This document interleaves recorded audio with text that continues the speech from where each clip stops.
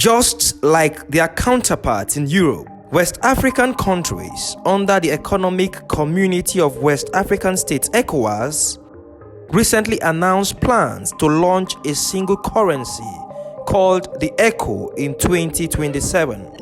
The 15-member regional bloc said a single currency would help remove trade and monetary barriers, boost economic activity, and improve the living standard of over 385 million people in the region. 7 currencies are currently in use among member countries, with 8 French-speaking nations using CFA francs. The remaining countries, including Nigeria, have their currencies, none of which is freely convertible. If all goes to plan, the existing national currencies of these countries will be replaced by the ECO in 4 years. One of the most significant effects of the proposed new currency is that it will mark the end of the CFA francs, the currency used by 8 of the 15 member states.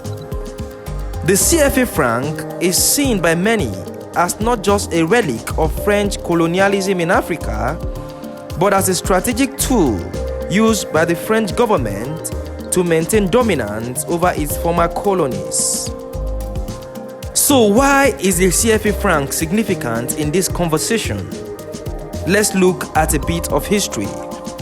Please take a moment to like, share, subscribe, and turn on the notification icon to get new video updates. Following the decolonization process of the 50s and 60s, many African countries gained independence from the French, but countries in West and Central Africa maintained the CFA franc, a colonial currency introduced in 1945 by the then French leader, General Charles de Gaulle. The CFA franc, which stood for Colonies Françaises d'Afrique, translated as French Colonies for Africa in English, is the name of the 2 currencies, the West African CFA franc, used in 8 West African countries, namely Benin, Burkina Faso, Côte d'Ivoire, Guinea-Bissau, Mali, Niger, Senegal and Togo, and the Central African CFA franc, used in 6 Central African countries, namely Cameroon, Central African Republic, Chad, Congo, Equatorial Guinea, and Gabon. Although separate, the 2 CFA franc currencies have always been at parity and are effectively interchangeable. It is noteworthy to state that 60 years after independence, these 14 countries still use the CFA, thus giving France undue influence over their economies and monetary policies. France's influence is so entrenched that even the CFA notes and coins are printed in France before being transported to the countries where they will be used. The amount of CFA franc in circulation, as well as the exchange rate, are both determined by the French finance minister. The central bank of these countries are also required to deposit 50% of their currency reserves in the French central bank, and even worse, these deposits are subject to negative interest, meaning that the African countries are paying for their money to be stored in France.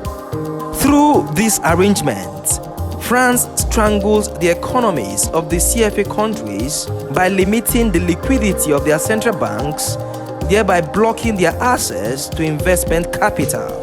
France also holds a de facto veto on the boards of the 2 central banks, and the French representative is a voting member of the Monetary Policy Committee of the banks.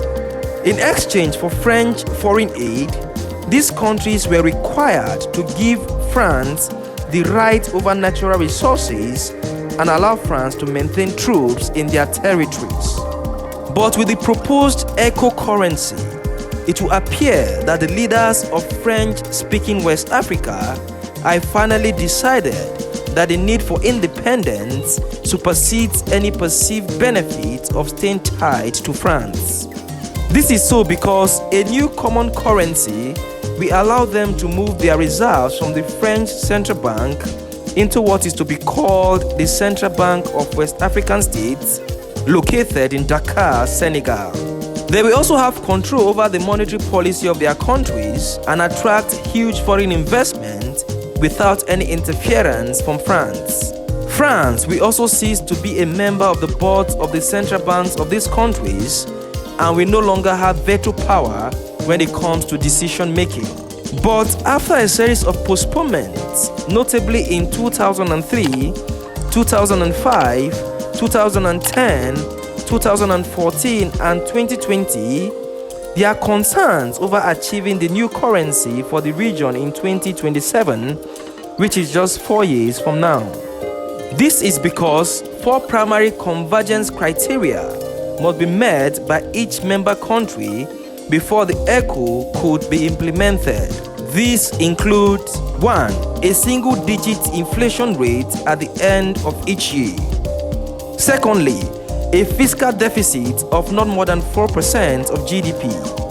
Thirdly, central bank deficit financing of not more than 10% of the previous year's tax revenues. And finally, gross external reserves that can give import cover for a minimum of 3 months. Most of the 15 countries may likely not be able to achieve all of the above criteria for years. Only Cape Verde, Liberia, Ghana and Togo have met some of them, but not consistently. Another critical factor that may stall the implementation of a single currency for the sub-region is the monetary policy dynamics of the different countries that make up the Ecowas. For instance, in Nigeria, the central bank is pursuing a cashless economy aimed at mopping up excess liquidity, control money supply, inflation, and terrorism financing. Therefore, it remains to be seen if ECOWAS member countries will be able to harmonize their positions and come up with a single currency for their mutual interest and prosperity. If you like this video, please like, share, subscribe and turn on the notification icon to get new video updates. Until next time, thanks for watching.